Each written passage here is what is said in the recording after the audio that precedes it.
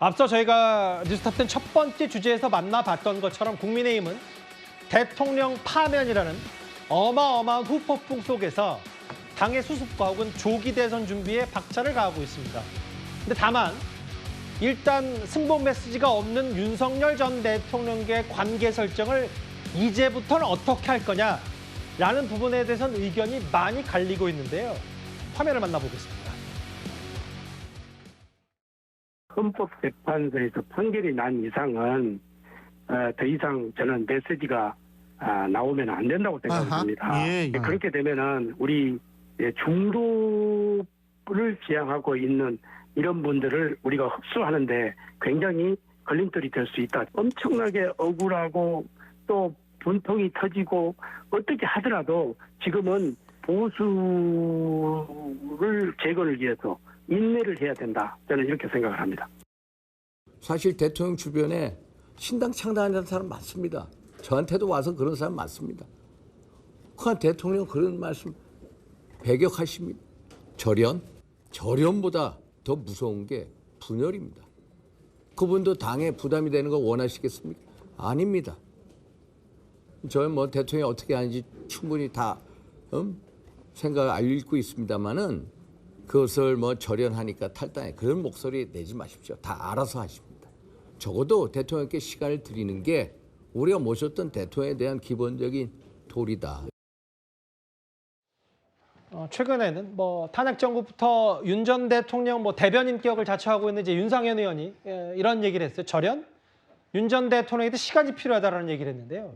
이현정 의원님. 네. 오늘 아침인가요? 정확히는 이제 어제였어요. 김재섭 의원이 뭐라 그랬냐면 무책임한 중진들을 제거해야 할 고름이다. 이재명 선대위원장 노릇하면서 국민의힘 당을 망쳤다. 꽤 원색적으로 친윤 중진들을 비판했어요. 지금 이제 사무부총장을 맡고 있죠. 김재섭 의원이. 당 지도부입니다. 네, 지도부인데 이제 이렇게 목소리를 내고 있는 것 같습니다. 어쨌건 이 탄핵이라는 무지막지한 사실은 이걸 당했는데 지금 국민의힘이 참 생각보다 많이 조용하다는 느낌이 많이 들어요. 네. 이제 결국 제가 오랫동안 이 당원들을 많이 봐왔지만 결국 지금 국민의힘은 스스로가 내부적으로 자기들 생각에만 갇혀서 있는 게 아닌가라는 느낌을 지울 수가 없습니다. 지금 국민들을 바라보면서 뭔가 조치를 해야 될 부분들을 과감히 조치하고 뭔가 변신을 저는 해야 될 때라고 생각이 드는데 정말 국민의힘은 당명부터 시작해서 모든 걸 다 바꿔서 선거가 오면요 국민들에게 뭔가 좀 그래도 포장을 합니다. 분칠 같은 걸 해요. 그거 속이는 거 될 수도 있겠지만 그래도 우리 이렇게 바뀌었어요라고 합니다. 근데 지금 국민의힘은 아무것도 바뀌지 않는 그런 모습으로 또 이제 대선을 치르려고 하고 있는 거 아니겠습니까? 설사 그런 쇼라는 비판을 받더라도 감수하고 바꿔야 된다는 말씀하시는 거예요? 그러니까 쇼를 할 수 있는 그런 상황도 아닌 것 같아요. 쇼라도 하면 좋겠는데 그런 상황도 아닌 그런 상황에서 그냥 대통령 시간 주자, 나와서 신당 만들면 어떡하냐 이런 이야기들. 그러니까 이런 게 지금 왜 이번에 탄핵을 했을 때 헌법재판소가 결정문을 통해서 정말 윤 대통령을 질타하고 그런 문제를 지적했지 않습니까? 그렇다면 제1호 당원입니다. 윤 대통령이. 그러면 위법과 위헌적인 걸로 탄핵이 됐으면 당에서 어떤 식이든 조치가 이루어져야 되고 또 이거는 윤 대통령 본인 스스로가 사실은 이게 당에 엄청난 부담을 안긴 거 아니겠어요? 결국은 12.3 비상계엄으로 인해서 비롯된 것인데. 근데 그렇다면 최소한 당에 대한 예의로 본인이 떠나주는 것이 그리고 이제 국민의힘 활로를 모색하는 것이 제가 볼 때는 지금 해야 될 일인 것 같은데 대통령도 그런 입장이 아닌 것 같고 당도 보면 그런 거에 대한 이 정말 소장파들의 어떤 동력도 별로 안 보이는 것 같고 별로 아무런 느낌이 없는 변화가 없는 그런 상태가 지금 국민의힘이 아닌가라는 느낌이 듭니다. 여기 보면은 조경태 의원 절연하지 않으면 윤 전 대통령과 절연하지 않으면 필패다. 아니 내가 왜 탈당하냐? 윤 전 대통령이 탈당해야 되는 거 아니냐? 김상우. 이런 반윤 의원들의 목소리가 있는데 아니 중진들이 오히려 이재명 대표 다 키워준 거 아니냐는 김재섭 의원의 얘기까지요. 권성동 원내대표는 사실 지난주 금요일이에요. 오늘도 당내 통합을 강조했는데 이게 쉽진 않아 보입니다. 목소리 한번 들어보겠습니다. 앞으로 당내에서는 탄핵 과정에서 서로 입장과 행보를 놓고 배신, 그거와 같은 과도한 비난을 자제해 주실 것을 진심으로 당부드립니다.